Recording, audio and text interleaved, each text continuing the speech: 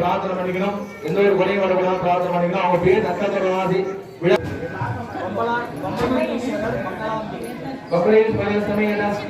பூஜையில அந்த சந்தர்ப்பம் சொல்லக்கூடிய உமைவாறு வச்சு ஒரு சொல்லக்கூடிய பூஜை வந்து ஒவ்வொரு சுமங்கல பெண்களுக்கும் ஒரு வரப்பிரசாதம். நம்ம எவ்வளவு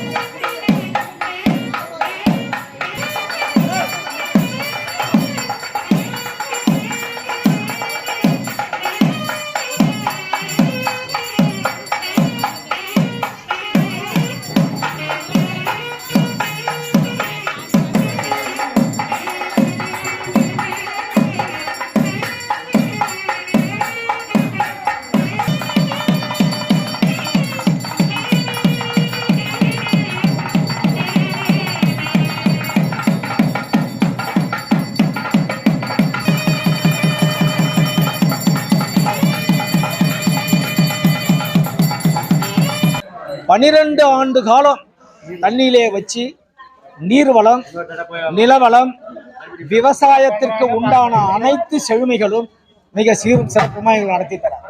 அதாவது இந்த பம்பை நதீஸ்வரர் பம்பை ஆற்றுக்கு உள்ள மணல்ல தானே தோன்றி எங்கள் கிராமத்துக்கு கிடைச்ச ஒரு பெரிய வரப்பிரசாதம்.